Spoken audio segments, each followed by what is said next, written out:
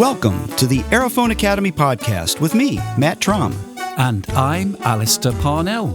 Join us each month as we discuss the wonderful world of wind controllers, and you get the very best information and answers to your questions.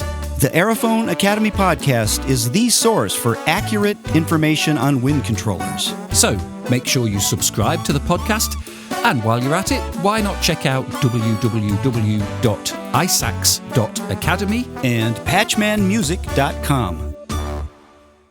Welcome, everybody, to podcast number 3. And the main course of discussion in this one is going to be fingering options. We've got a lot of other things to discuss as well.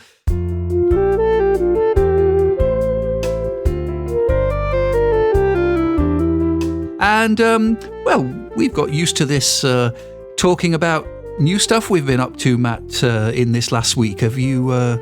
anything been happening new for you in the wind synth world? Yeah, I have a little bit of news. Patchman Music is now going to be a dealer for the Yamaha YDS series, which is kind of cool. So there's some folks that have been asking about it over the years, and I've been trying, but it's considered one of their band instruments. We had to jump through some hoops.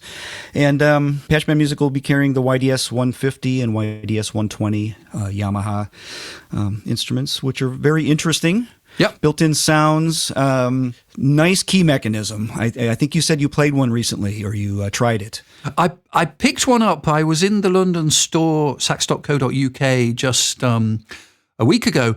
And yeah, it was the first time I've actually picked one up. I didn't play it, but I did like the feel of it. One thing that really stuck out to me, I really like the shape of their little, like a joystick type thing, isn't it? Oh, the joystick piece, yes. Yeah, that was nice. That was a nice shape, you know? And I've been impressed with some of the demos online. Actually, some of the saxophone sounds I thought were pretty good. It's like all of these wind synths, you know, there's lots of options for people to look at what's going to suit their particular needs, right? Yeah, I think so. It's really nice for practicing, I guess, because I think the idea behind it is to make it feel like a saxophone, at least under the fingers. And the mouthpiece has a reed or a synthetic reed, but it doesn't function. It's just a breath sensor in there. There's no bite sensor on these two instruments. Yeah. But as far as the keys go, I'm not a sax player. I'm a trumpet player, but they feel pretty authentic to me. Sure. Yeah. And there's quite a few sounds in there, mostly geared towards saxophone type sounds. Mm-hmm. I think there's a harmonica and a couple other things, but mostly that type of instrument for practicing. I think that's the idea. Mm-hmm. And you have those in already, or are they coming in, or what's happening? This week they should be here. So I'll be updating the website, and all the details and prices and everything will be up there. So yeah, anybody who's looking that's in the U.S., I'd be happy to get you set up with one of those if that's what you're looking for. Yeah, great.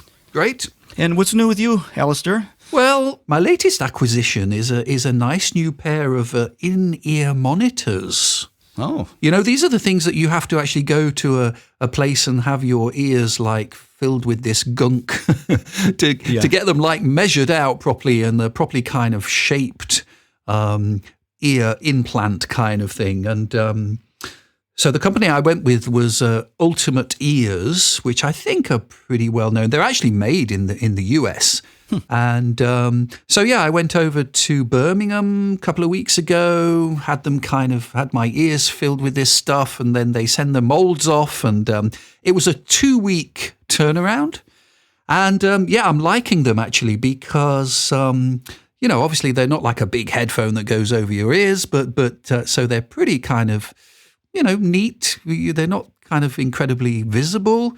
But they sound good and they stay in the right place. And I've actually been enjoying playing the Aerophone with them as well. It's got a pretty nice kind of, range in the audio range. It goes down pretty low, and the high range is good as well. So it's great. And one thing about these, Matt, I don't know if you've ever tried them, but you actually don't need the volume up very loud because they're sort of sealed, as it were. You can actually have the volume pretty low. So I've been turning down the volume on all the kind of mixers and settings and stuff that I use because I just don't need them up that loud. So I think that's got to be a good thing for longevity of hearing, right? I think so, yeah. And then you can get some feedback from like if you're playing out live, what would you use then to hear the band around you? Would it be a microphone or does it bleed through enough? Yeah.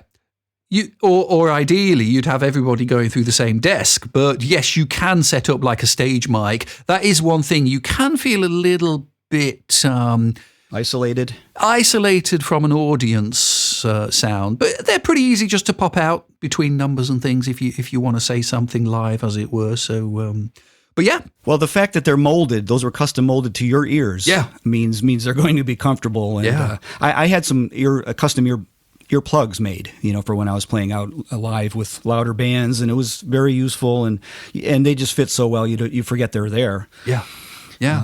But yeah, the biggest issue with that type of thing is feeling isolated.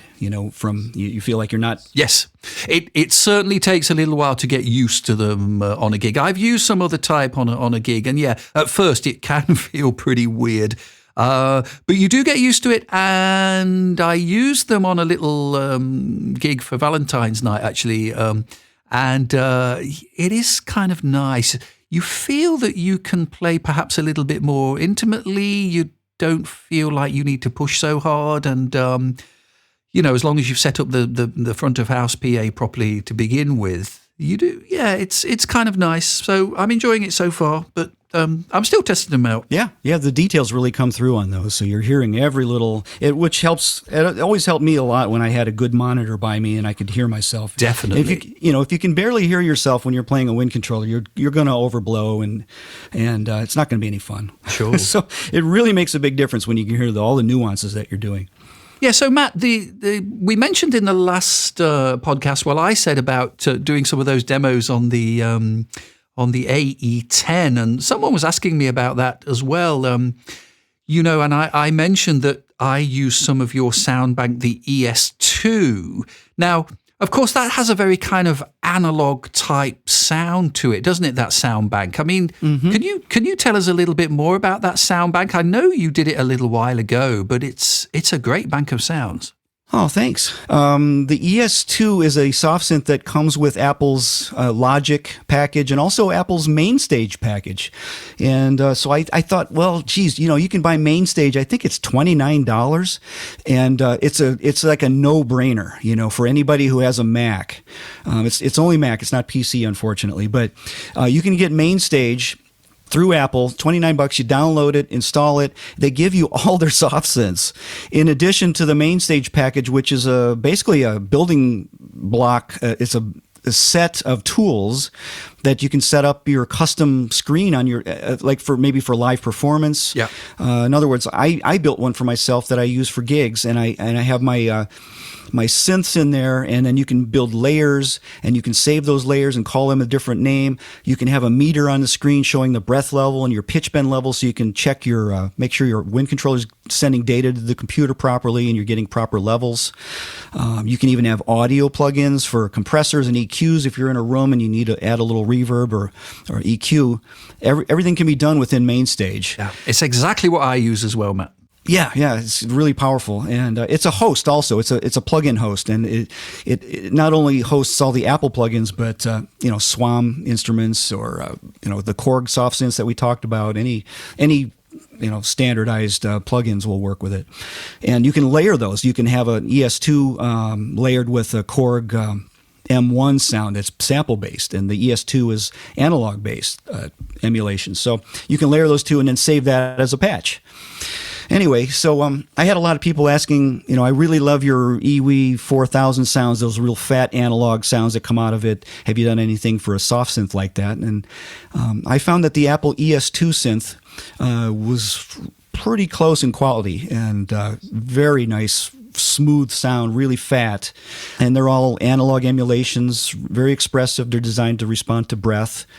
So breath controller players can use them as well with a keyboard, or wind controller players, of course.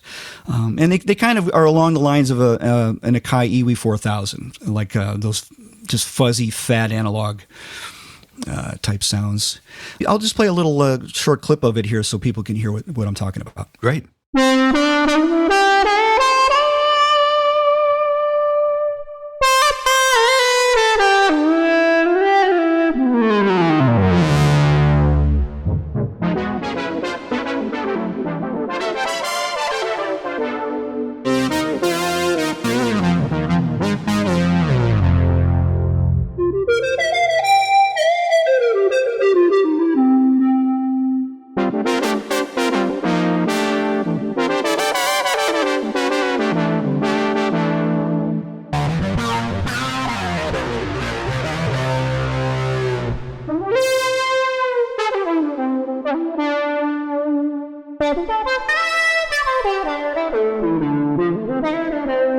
So you can hear they're very fat and expressive and have a full dynamic range. So I'd like to kind of feature that bank this month in this podcast and let people know about it a little bit. Absolutely. And you know, there's quite a lot of contrast in there. I mean, everyone has their favorite sounds, right? But you know, there's a tremendous variation in those sounds, and they all are really, really responsive over the whole dynamic range. You can get a lot of variation in the attack and the way that you use the dynamic range. And of course, all that vibrato stuff, if you want to use your lip for the vibrato control, all the pitch bend stuff, that all works natively right out the box. You haven't got to do anything extra to set that all up. It just works. And the other cool thing you have to remember with plugins is you could layer multiple instances of that plugin. So you could have 6 ES2 banks sounds up there with 6 different sounds, all panned left to right.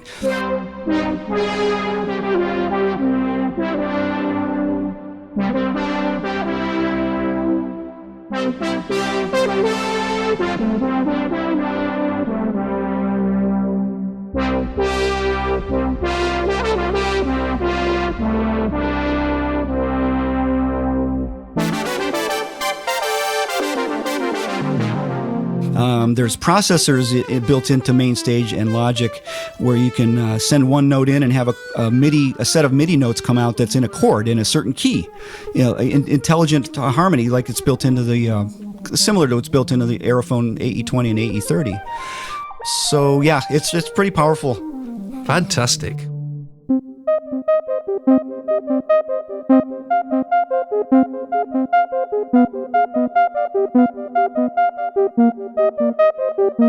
So we are talking about fingering options, of which there are many, right? I mean, we are kind of concentrating mostly on the Aerophone, but I think pretty much every wind controller on the market has got some kind of options for fingerings, and there's an awful lot to go into here. Now, you actually said about the YDS. I mean, that certainly has some fingering options, does it? It's got an app. Yeah, it's basically saxophone fingering. There's no other option to choose. Right. But there's a built-in editor app that you can use on your iPhone or your mobile device, and the editor app allows you to, I guess, pretty much every note can be any fingering. So you can have a custom fingering also in there. So if you don't want to use the saxophone, or if you want to modify the saxophone fingering and have your custom altissimo fingerings, or what I did as a trumpet player, I actually went in and mapped every chromatic note into the EVI fingering that I'm familiar with. So I'm sitting there playing a YDS 150 like a trumpet player. It's really strange, but it does work. So it's completely configurable as far as that goes, if you really want to dig into it. Yeah. So it's really fun. And like you say, most modern day wind controllers have at least 2 or more fingering options to choose from. The earlier ones only had just the basic. Yeah.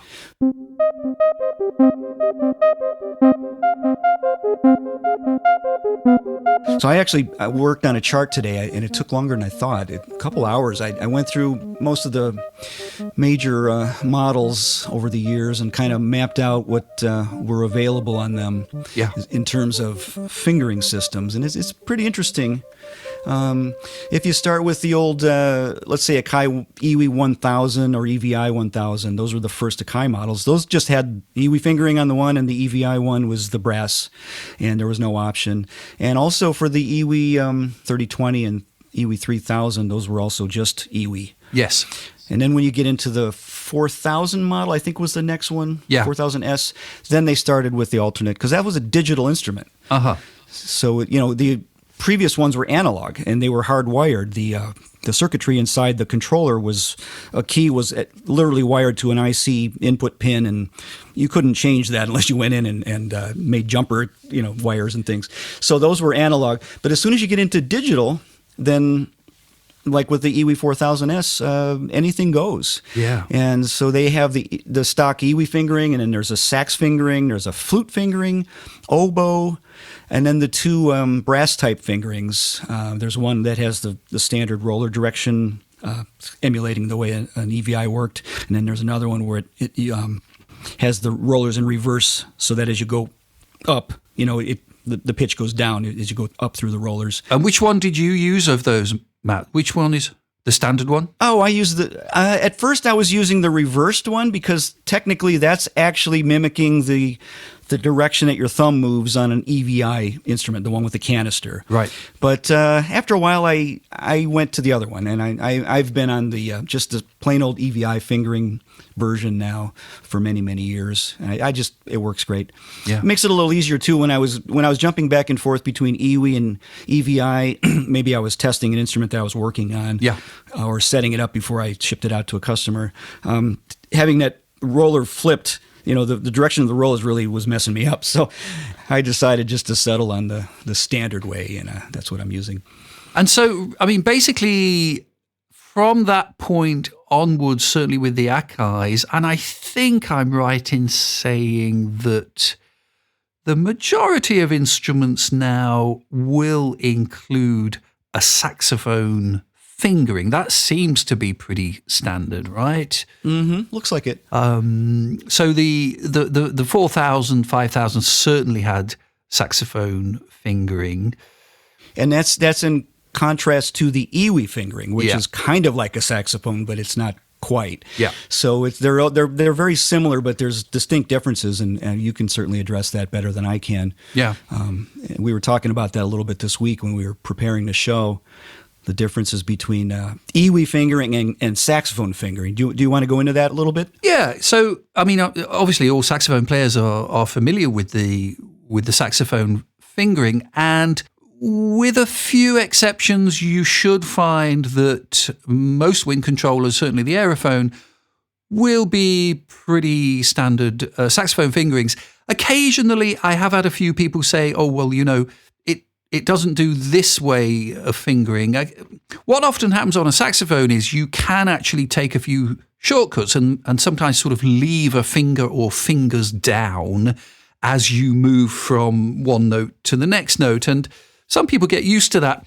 As a rule, and of course this is purely subjective, coming from a more classical background, we tend to do that a little bit less unless we are trying to really fine-tune a certain note. So sort of leaving a little finger down or whatever is something that we'd probably be careful of because it can affect the tuning.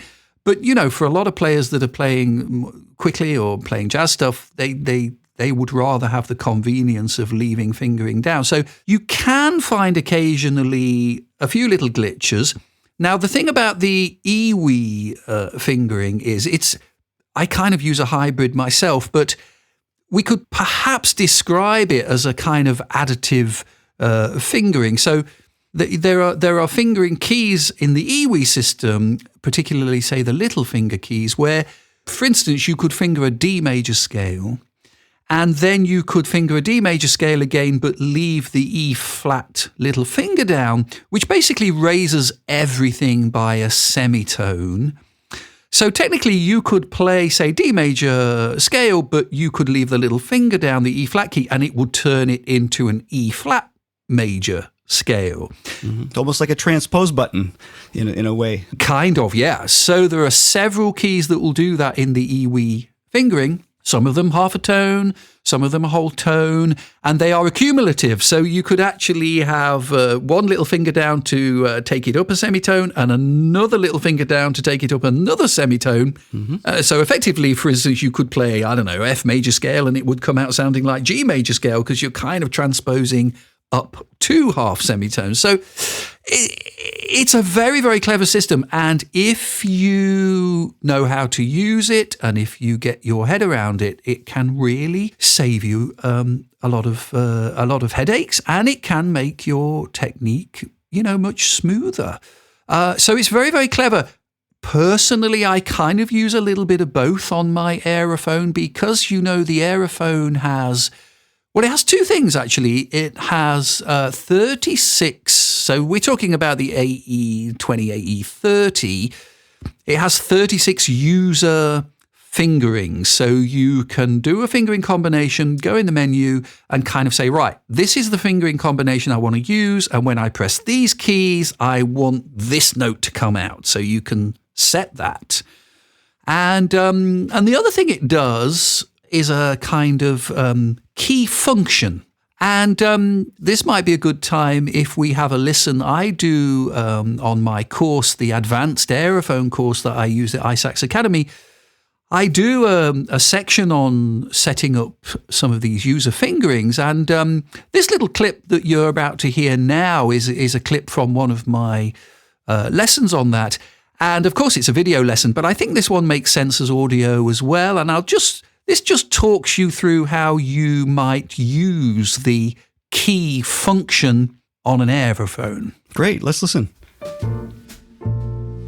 Now, the second set of options, if you like, that we've got is what we call key function. Now, this allows us to use actually any key on the Aerophone and tell it that we'd like it to change any note we're playing by a semitone up or a tone up or a semitone down or a tone down. Now, that might seem a bit foreign to you at first as a regular saxophone player. Why would we want to do that? But as the eWeave players found out 30, 40 years ago, it opens up tremendous possibilities with your fingerings. We were just on user fingering a moment ago, and if I click one further to the right, I'm on key function. What we do next is we press the key that we'd like to use for our change of note, if you like. Now, I'm going to suggest that you try using side key B flat, the lowest side key on the right-hand side. And if I press just that key, then in the display, I can see it says key function, and it says in brackets TA, that's the side key B flat. We're going to press menu next. Using the arrow keys, I'm going to select semitone up, and we'll press menu again to save that setting. So what does that enable us to do? Well, not only can I play A to B flat in the normal way, but I can play a semitone up from any note. So for instance, isn't it tricky to play G to G sharp quickly? Well, that's using a little finger. Well, I can just use my side key B flat now.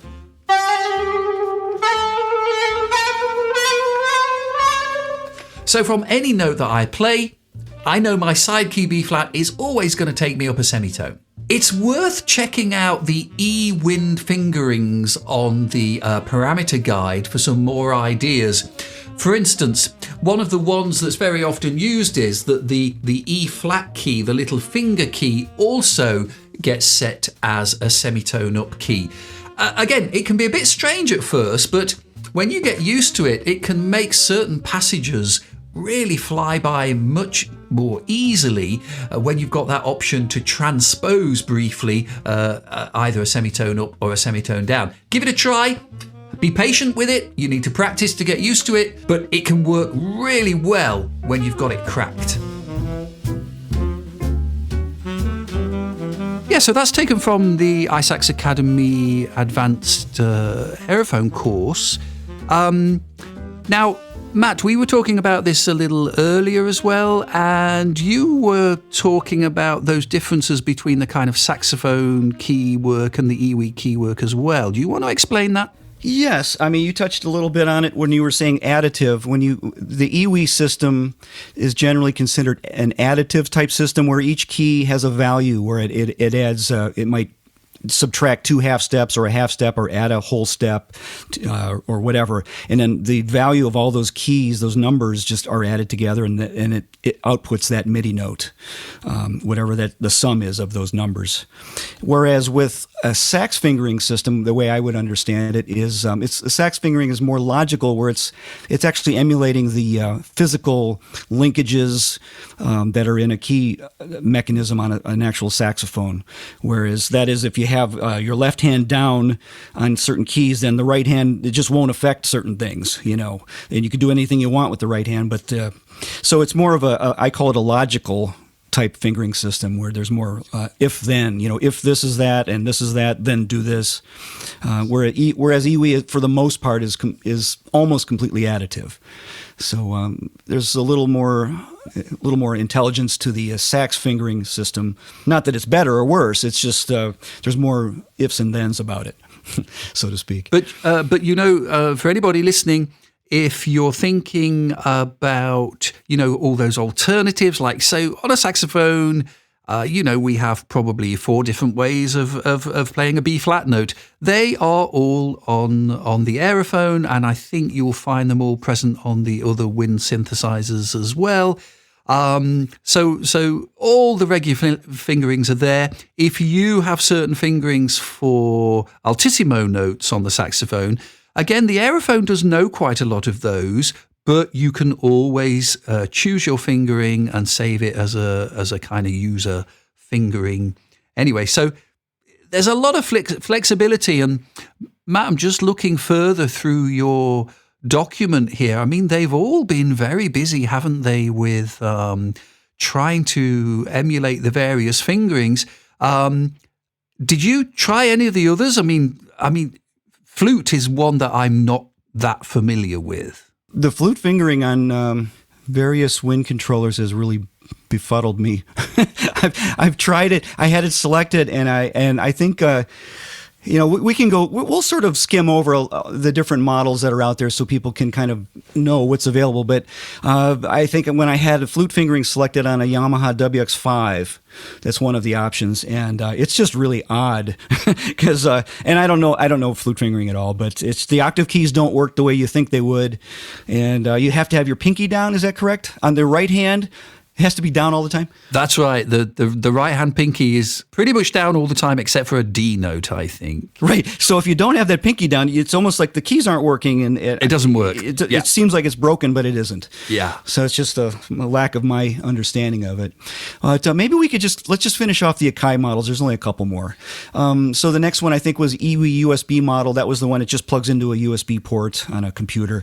That one had EWI fingering, saxophone fingering, flute, oboe, and then the 2 EVI fingerings also with the reverse rollers and the regular direction rollers. Then they came to the EWI 5000. Looks like it's exactly the same, isn't it? Yeah. And then the EWI Solo, those are the same. So that pretty much clears up all the Akai models up to this point.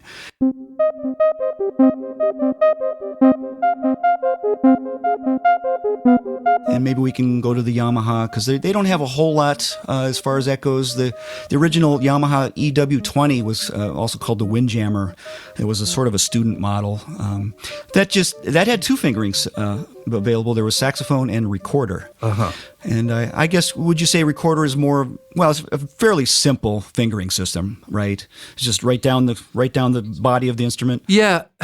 It's weird. I never actually played the recorder at school, so I'm not that familiar with recorder fingering. But it's a good one to have. It's pretty simple. And then the WX7 came out. That just has the WX fingering, which is more or less based on saxophone. WX11 was pretty much the same as well. Then the WX5 was their latest official wind controller model that had 4 fingering systems. There was saxophone A, B, and C versions. Yeah. And then flute that we had just mentioned. Saxophone A, basically the same as saxophone fingering, except that the fingering remains the same in all octaves, it says here. And it's pretty easy to learn because of that. Saxophone B, it's similar to saxophone A, but with the additional trill key functions to facilitate rapid passages. It says it's ideal for players who are more experienced with the WX11, which came earlier. Yeah. And then saxophone C is kind of interesting. This is the only one I know of in any model that does this. There were certain combinations that you would, if you had saxophone C selected, certain combinations of keys where it might be like an alternate way to finger a high F or something. And if you hit that alternate version of the fingering, it would send out a couple MIDI messages with that alternate fingering. One would be a pitch bend, and then the other one was a MIDI CC number 74, which is called brightness in the MIDI spec. And so a combination of those two, if you were playing a sampler, let's say, with that wind controller, maybe you have a sample of a high saxophone on a high F. What it did was it would I think it sent a different MIDI note also. So if you're fingering an F, it might send an F sharp, but pitch bend it down a half step. Yes. I'm not sure exactly the spec on it. I have to review it again. So it would pitch it down a half step and then add a little bit of this or subtract some of this brightness controller. And so it would give you the same note, but it would be a different timbre. Even though you're playing an electronic instrument, I thought that was very clever. So this is something that an acoustic saxophone actually does, Matt. Mm-hmm. I mean, I can show you. I hope I don't kind of override the volume here. Let me just get my sax. So here on my alto sax, if I play, in this case, an A, and then if I put all my right hand fingers down, so I'm actually missing out a key because I haven't got my ring finger down on the left hand.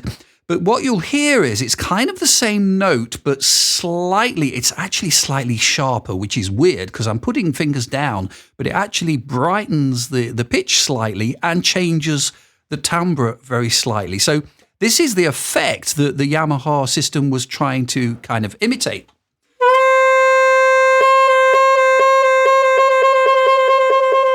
You hear that? Mm-hmm. Mm-hmm. So it's got that kind of slight change in pitch. And on the alto, on any saxophone, there are many fingerings where you can do that. Sometimes we call it like double density on a saxophone.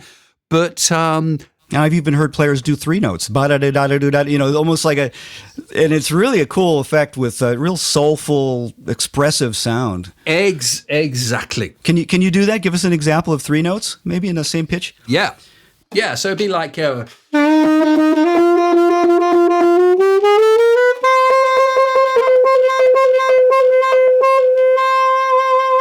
And that's just fingering changes. You're not changing your lips or breath or anything.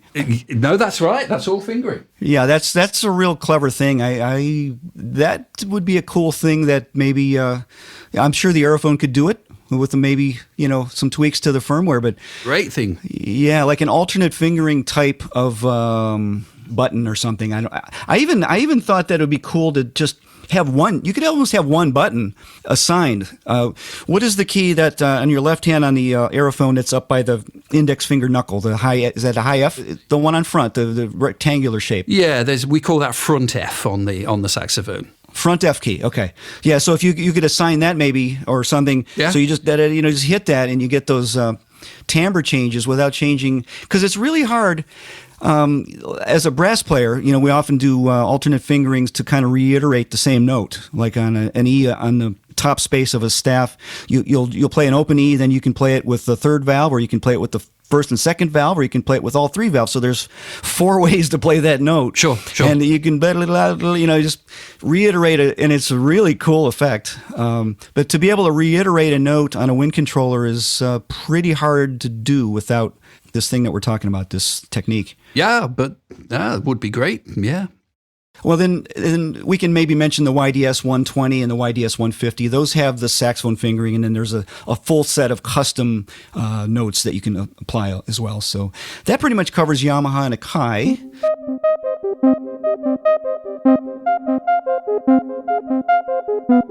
Do you want to go to some of the others first before we get to Roland, or do you want to?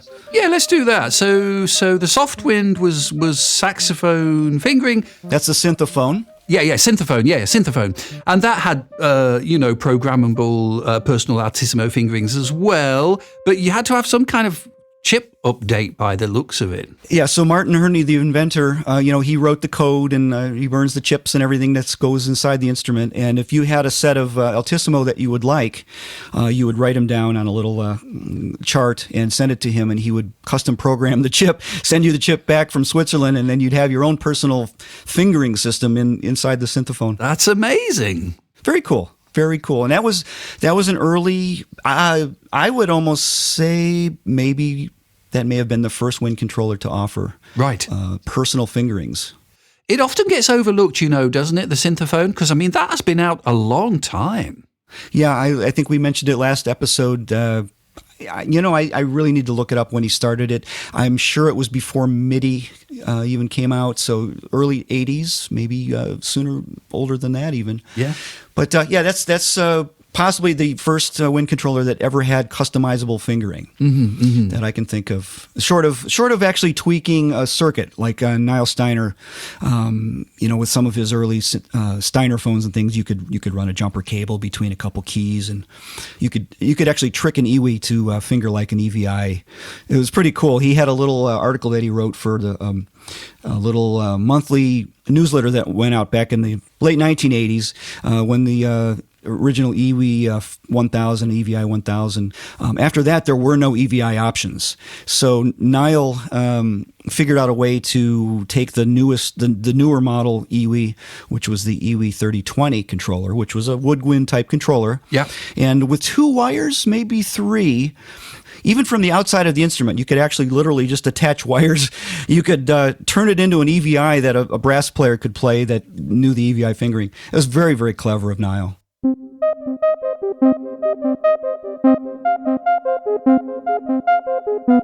So then EMEO, the EMEO instrument, of course, is it really looks very similar to a synthophone, but it's more of a kind of like a soprano type length or a straight instrument, very much geared towards saxophone fingering, and that's, I think, the only saxophone fingering. That's the only one it does, right? I think so, yeah. And again, that's another one of those things that's kind of like the Yamaha YDS series. There's no bite sensor in the mouthpiece, just a breath sensor. So I think it's more of a practice instrument.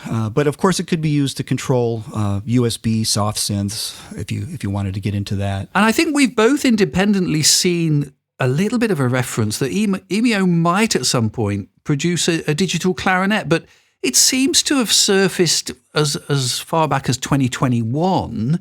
I saw a very, very small clip of it at the NAMM show, on one of the NAMM show videos from this year. So I don't know whether that's something that's been bubbling in the background, but it would certainly be interesting to see what the digital clarinet does, if and when that appears. Yeah, the video I saw was on YouTube from 2021, and it said coming soon. Yeah. So I don't know what the definition of a soon is. I guess more than 3 years possibly, but I hope it'd be nice to see what they can do with the clarinet type wind controller. And what I saw on YouTube was pretty darn impressive.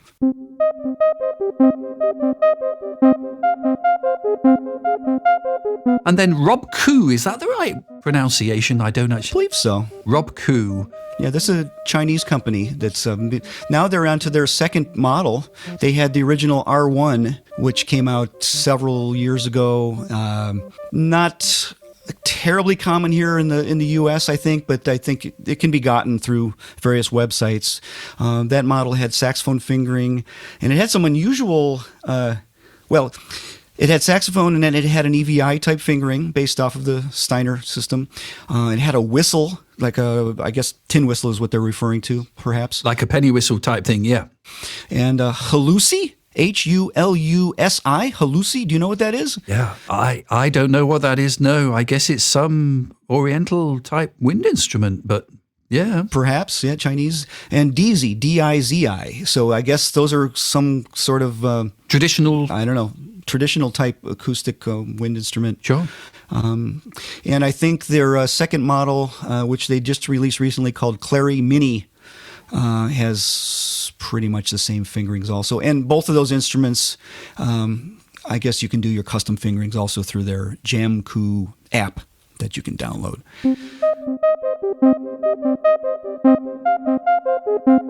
And then we can move on to the Iodio Silphio. I hope I pronounced that right. It's a French company. Yes. And I actually helped them a little bit with some of the development of their firmware way back when they were starting. And one of the things I helped with was a fingering system for EVI. Mm-hmm. So the Silphio, I forgot to look up exactly what they're offering. I know they have like a EWI/sax fingering, as a default, but they also have a brass fingering. Yeah, it doesn't have kind of little finger and side keys, does it? The Silphio. Yeah, it's really limited. I think there's maybe the 3 fingers on each hand, and then maybe one. Is that correct? One pinky key, something like that. I mean, it's. I've seen people play that and make a really, really good job of it. It has a motion sensor, I think. Yeah, see, that was the only thing. They don't have a byte sensor on that unless they've updated it, but the one I have doesn't have a byte sensor. So we were working with them with their motion sensor that's built into it. So we were using you kind of move the instrument physically, just move it back and forth, and you can get a vibrato, kind of like an Iwi vibrato, where it auto centers into the middle. And so it's a very pretty vibrato. And then there is a strip under the right hand thumb that you can use for position sensing. You can do bending that way. It's an interesting instrument, and they have their own sound modules too that they've developed with some physical modeling. So that's an option.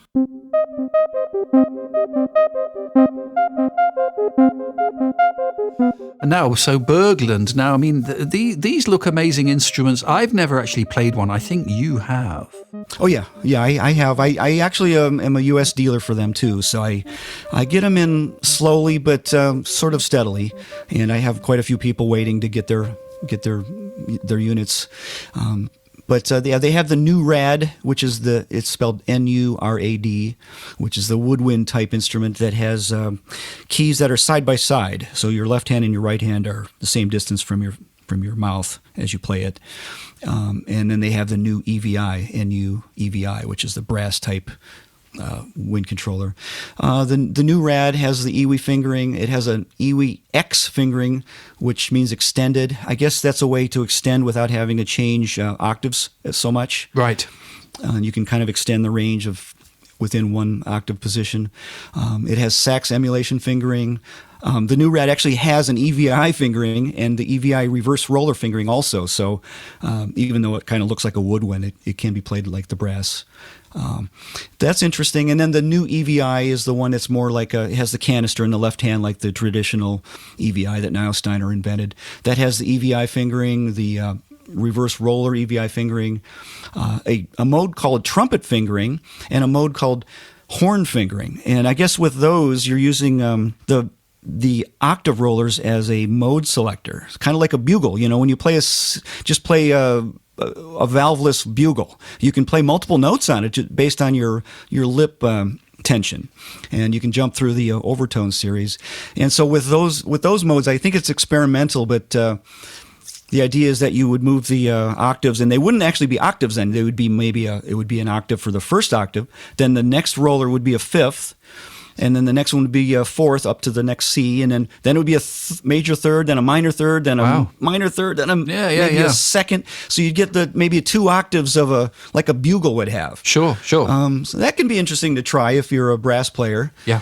Can be a little interesting to learn, but I suppose it's just as interesting as learning the EVI fingering with rollers. So it's interesting to see these things happening with digital instruments. Since they're digital, you can experiment. Well, it's just it's an incredibly versatile platform, isn't it? Because you haven't got to bother with the laws of acoustics. There's all sorts of combinations that you can do. And you know, I mean, we've got one more left, haven't we? The Art Noise Recorder.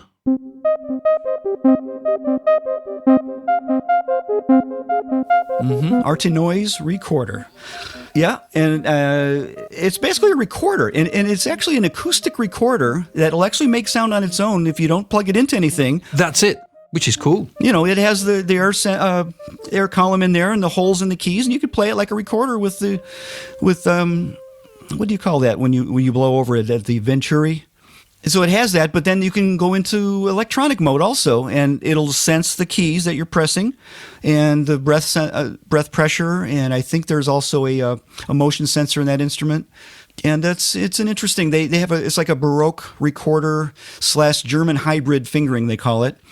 There's also a custom mode where you can set your, like you can with some of the other ones where you set how you want to finger an E flat or an F sharp. Yeah.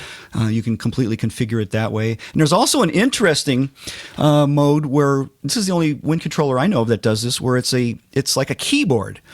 So it's using the keys on the top of the instrument as almost like a keyboard player, where you can press down 3 notes at once and play a chord. Yeah.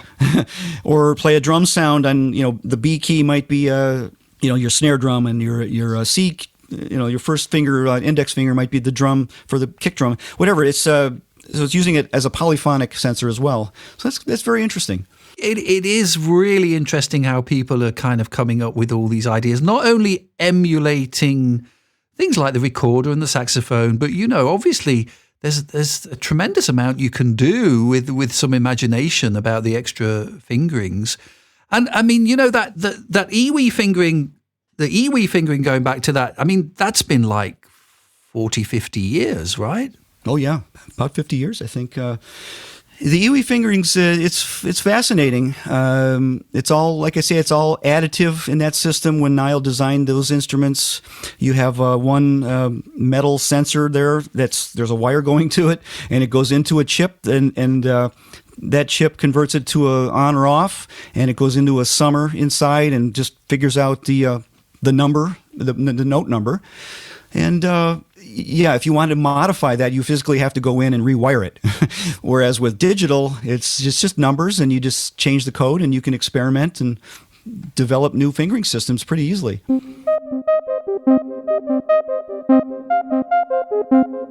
So the Roland offerings, starting at the AE01, I mean, that kind of comes across perhaps more of a recorder type instrument. So it makes sense, of course, that has a recorder fingering and it has a trumpet fingering, and you can store like 10 different alternative fingerings of your own. You have to do that via the app.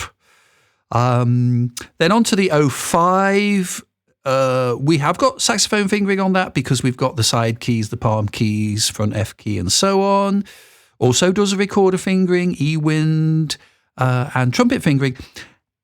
And the thing that's perhaps unique about the Roland instruments, because the 05, the 10, the 20, and the 30 also have this thing where you can play a whole chromatic series of notes with just left hand or right hand.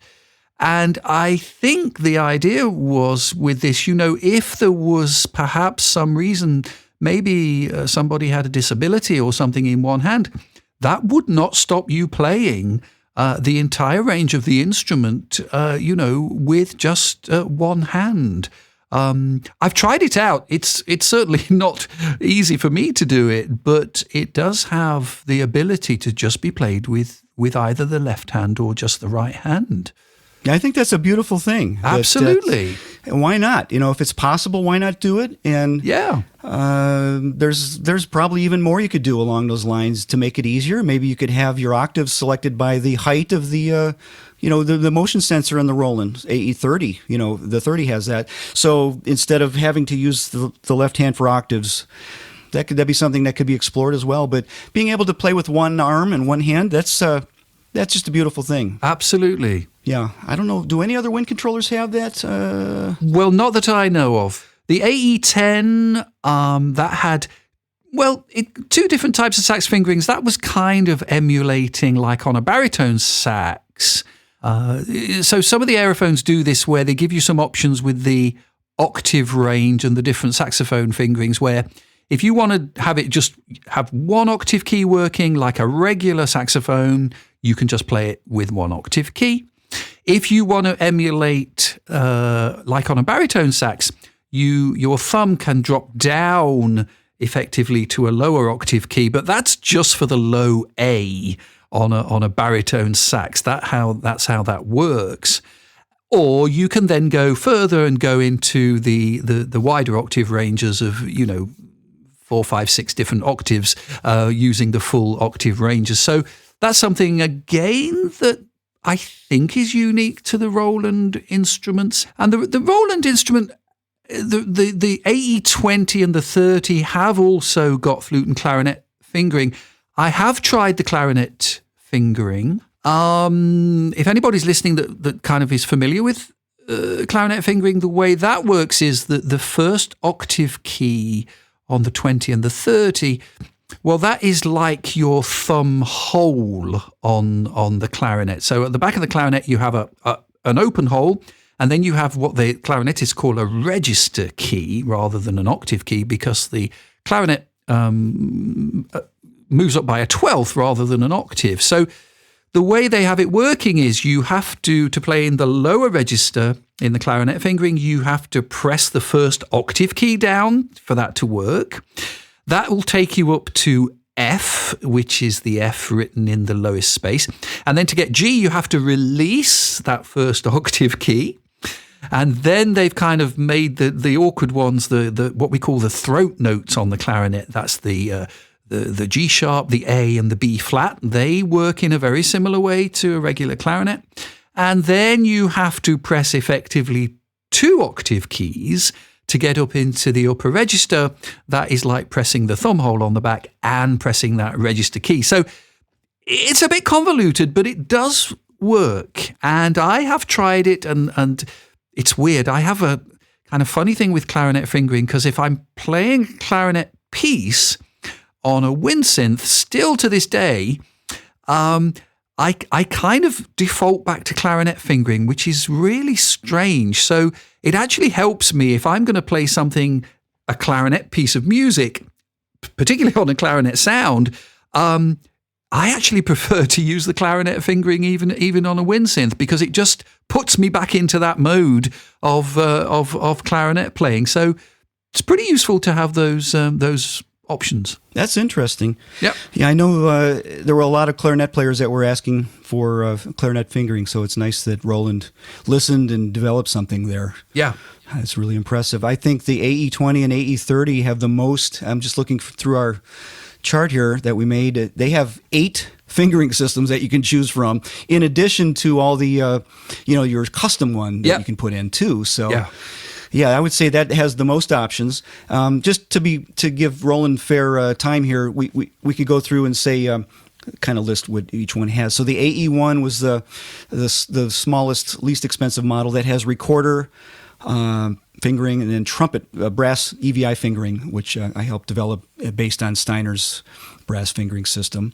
And then you can store 10 of your own alternative setups for notes. So 10 notes, basically. It's not 10 full systems. It's 10 think of it as alternate fingerings. Okay, and then the AE05 has sax fingering, recorder fingering, E-wind, which is like an EWI, trumpet, which is like the EVI, the left-hand only fingering, the right-hand only fingering, and the 10 additional alternative fingerings set. The AE10 has 2 sax fingerings. I'll ask you about that in a second. I'm curious what the differences on those. So 2 sax fingerings, recorder fingering, E-wind, trumpet, and then left and right. So that one has 1, 2, 3, 4, 5, 6, 7. That's pretty impressive for the AE10.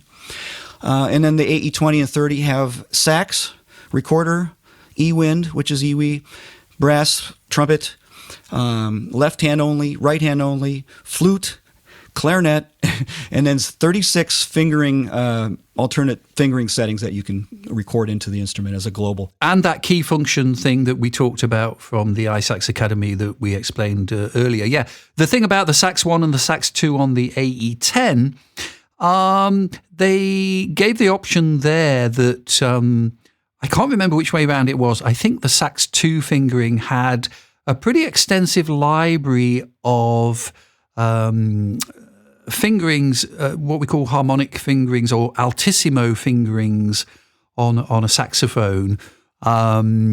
So that gets pretty weird, because there's some very strange combinations that we use to assist us getting those high notes on a saxophone. I think pretty much anyone will tell you on a saxophone, getting those altissimo fingerings, it's kind of like 90% the way you play it and 10% the fingering that you use. But they actually had quite an extensive library of altissimo fingerings built into that. So anybody playing a saxophone that was used to coming up with those altissimo fingerings, they were kind of like, wired into their brains. They could use that, and those altissimo fingerings would produce the high notes that they were used to. And the Sax 1 was just standard kind of alto sax or any saxophone fingering.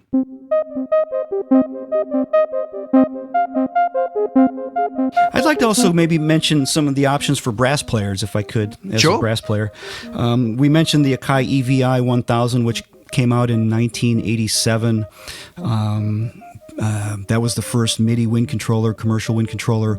Although before that, in 1980, Nyle Steiner worked with a company in Italy called Krumar, pretty well known. Yeah. And he licensed his EVI design to them, and they made the Krumar EVI, which was a 100% analog wind controller. Had a little, we called it a shoebox synth in there, and then the horn would go inside the box, and it was a one oscillator, beautiful sounding, just absolutely beautiful, fat sounding analog synth with a beautiful filter. Still one of my favorite EVIs to play of all time. Yes, yes. And so that had the canister, but in that case, the canister was actually like a TV tuner switch with little clicks. You turn the canister, it would click, click, click, click. I think I remember seeing it. Yeah. It had 6 positions for your 6 octaves, and then on the canister there was a switch on there for the index finger, which lowered the pitch a fourth to give you the full range. It split the octave in half, basically. Yeah. So if your fingering is C and you hit that switch on the left hand, it'll go down to a G. Yes. And you finger down from either one of those notes then from there. So anyway, we had that. The Akai came out with the EVI 1000. Yamaha had a really interesting instrument called the EZ-TP. EZ-TP. Yeah, I've never heard of that. Yeah, it's kind of unusual. I think it was only released in Japan. I have a couple of them here. It's fascinating. You actually, it kind of looks like a trumpet. It's really cool black. It has 3 moving valves with little lights on the valves, so you can. It has a guide system. It'll play a couple built-in songs that you can play along with, and it shows you which valve to push when it's time to push it. You push it down. If you're learning how to play trumpet, they had some really cool MIDI tracks that you could play, and then you could load in your own MIDI files if you wanted, built-in general MIDI synth in it, and then a set of sounds. And the interesting thing about it was there was a speaker on the bell, pretty nice speaker, maybe 4 inches. It sounded pretty good. And in the mouthpiece, there was a little microphone, and you actually hummed into the mouthpiece to select the mode that you would be playing in. Unlike the EVI, where you'd select it with your hand, yes, shifting octaves and half octaves, you actually would hum almost like a bugle player, again, where you're fingering a C, but you can play a series of 10 notes, with the same fingering, based on the overtone series or the harmonics of a trumpet. The advantage of that is that the fingerings were exactly like a trumpet. So if you were singing, let's say an E, the same E I was telling you about that had 4 alternate fingerings, the upper space on the staff, you could actually play any of those 4 fingerings. You open 1 and 2, just 3, or all 1 and 2 and 3, and all of those would play the E. So you can do alternate fingerings on the EZ-TP. It was fascinating, and it was exactly like a trumpet. So it wasn't like an EVI where every octave's the same. The EZ-TP actually emulated an actual trumpet fingering, which is very interesting. Very clever. But on the downside of it, it was a little difficult to play, and most people can't sing more than maybe 2 octaves very well. Yeah. And so the other problem was you'd have bleed in. If you were performing in a group, you'd have sound coming into the microphone there, right, interfering with what you're trying to tell it to do, and that could mess up the note that came out, right? Yeah, and it's also hard to hear yourself singing when there's music around you. Sure. So there was a lot of negatives to it, but there were some modes on there where you could have the trumpet fingering, another one where you could have it just track chromatically your voice without any fingering. So it was just kind of like running your finger up and down a scale of a keyboard. There was another one where it wouldn't even separate the notes. It would be just a long glissando, like a theremin. Right. There's the glide. Fascinating. Yeah. Another instrument they had that I helped develop with a guy named Steve Marshall over in Sydney, Australia, with this artist over there, James Morrison, who's a phenomenal musician, plays almost every instrument. It's called the MDT, the Morrison Digital Trumpet. I have heard of that, yes. And it's really a great instrument as well, and it has moving valves. It's no longer in production. Actually, none of these EVIs are no longer in production. They've been out for many years, so you'd have to find a used one somewhere. But that was it almost looked like a flattened trumpet, like you ran over it with the steamroller. But it had a display on it and moving valves and sensors for the bending, and it actually used the trumpet mouthpiece just to sense the breath level. Yeah. But great instrument. And there is currently one instrument that's available for trumpet players on the market, other than the Bergland instrument, called the Tilt. And it's a brass style instrument where you blow into it, and I believe you tilt the instrument left or right to select the octaves. Okay. And there's a fourth valve on it, similar to an EVI. I believe that's how it's working. Haven't actually had one yet, but it's similar to an EVI. But the octaves are selected through tilting the instrument side to side, almost rotating it in your mouth. So those are some of the options for brass, in addition to just selecting a brass fingering on one of the commercial units that are out there. It's incredible, isn't it? Just how much time and effort has gone into this world of wind controllers and all of those options. I mean, when we talk about that, we've gone through so many options there. It's a fascinating world of controllers and all of these different types of fingerings. It really is fascinating that people have spent so long developing all of these different systems, and you can see a lot of advantages in a lot of different fingering systems, and there's so much choice, right? It's amazing. I guess you could almost think of it as when they were developing instruments 200 years ago, when they would try everything. They had these odd-looking trumpets, and when the saxophone came out, they were trying all kinds of different shapes and keys and key mechanisms, and it's almost like everybody's trying, and eventually maybe the one that is best is going to win out, or the top few that are best. So maybe we're in a period now where things are just being experimented, and kind of things are being worked out in some ways. Yeah. Fascinating. Mm-hmm. So I think we covered all the fingering stuff. I mean, there's a lot in there, but it is quite fascinating, right? It really is. And we'll see what the future holds. And maybe one of our episodes we can do something, we can ask people for what they would like to see in their dream wind controller, and we can talk about. Yeah, we did say that.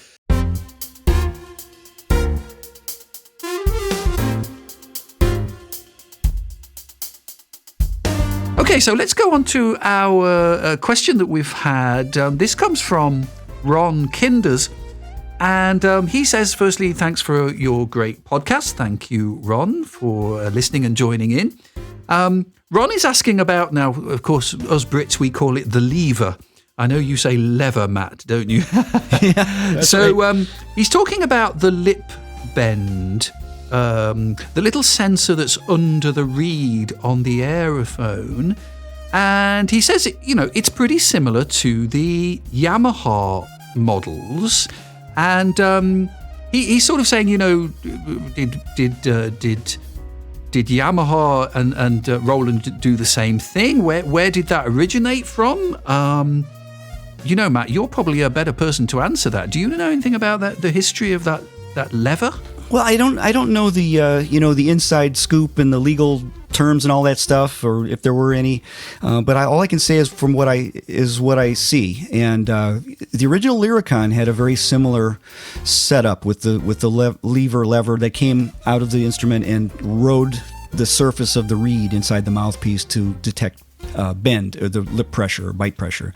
So really, the Lyricon was the first, as far as I can see. Right. There may have been some other experimentations. It's very interesting to go back, and you can do patent searches for anything, and you can read all about these things. A million things have been tried that never come to market. So who knows who was really the first? But I would say the Lyricon, in my opinion, may have been the first as far as that type of reed sensing, and then Yamaha, came after that, and I'm sure they were aware, of other models that were out there, and whatever, they developed their own system, which is a similar thing.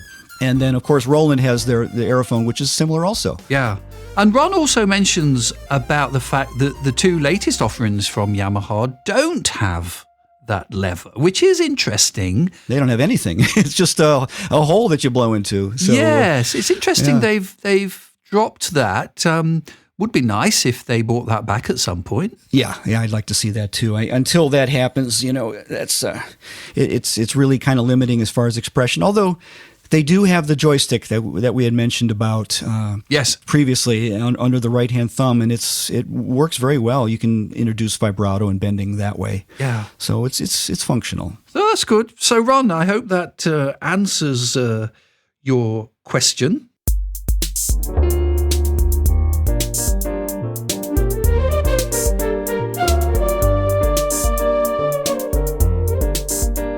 So before we finish this one, we like to do a recommendation for something the listeners can go away and listen to. What's yours this time, Matt?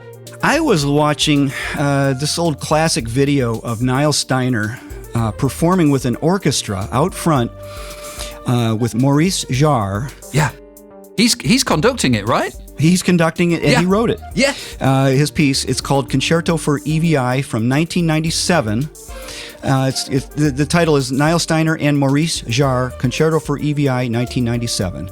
And you can check it out. And Nile's up there, talk about gutsy. He's got his rig up there. A lot of it's hand wired by himself.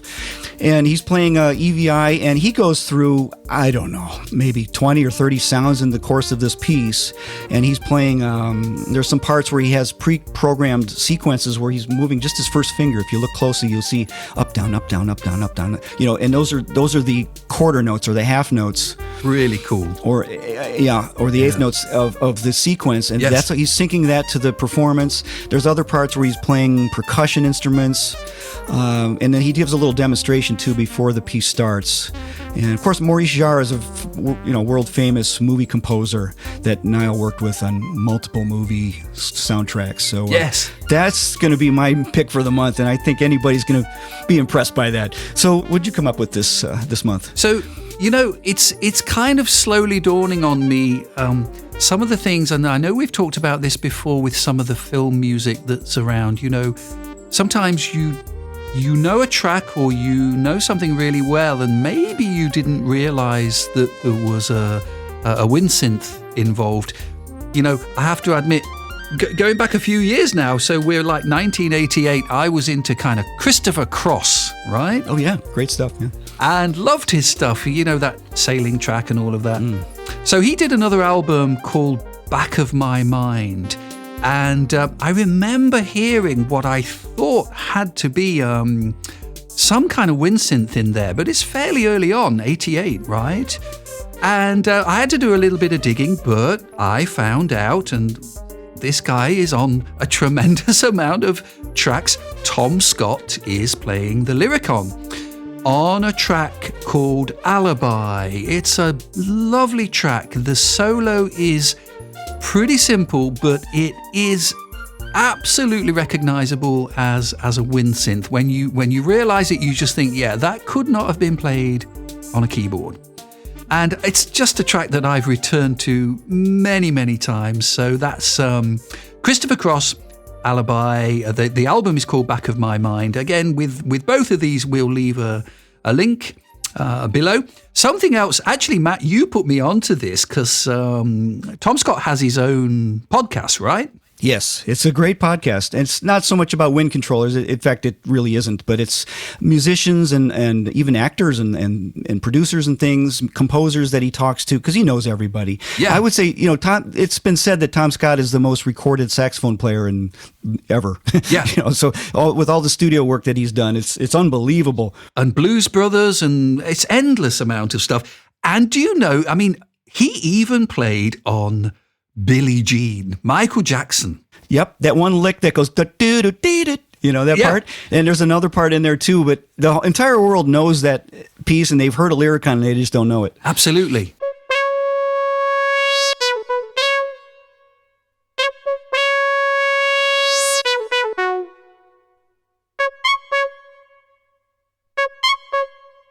That's the kind of bit from the Billie Jean. It's something like that, right? That's great, yeah.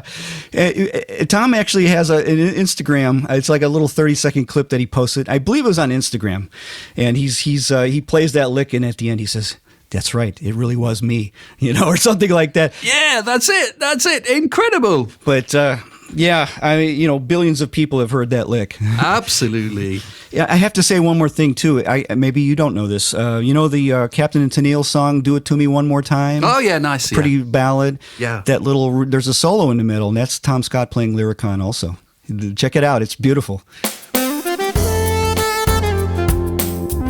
Great. So, once again, Matt, thank you for your time. This is really fun to do. It's been great. Yeah, just to mention our next podcast, we're going to be talking about emulating instrumental sound. So if anyone has any questions on that they'd like us to answer, we've got the speak pipe in the link below. And you can email us because we have our own email link as well in the description below. So please get in touch with us with any questions. We'll be doing our best to explain how you can best do emulations of acoustic type instruments. And we'll look into all those SWAM instruments and some of Matt's sounds that he's done for the Roland Aerophone as well. So there's a tremendous amount there to dig into. But for now, we will sign off and we'll say goodbye. See you in the next one. Thanks for listening, everybody. Bye-bye.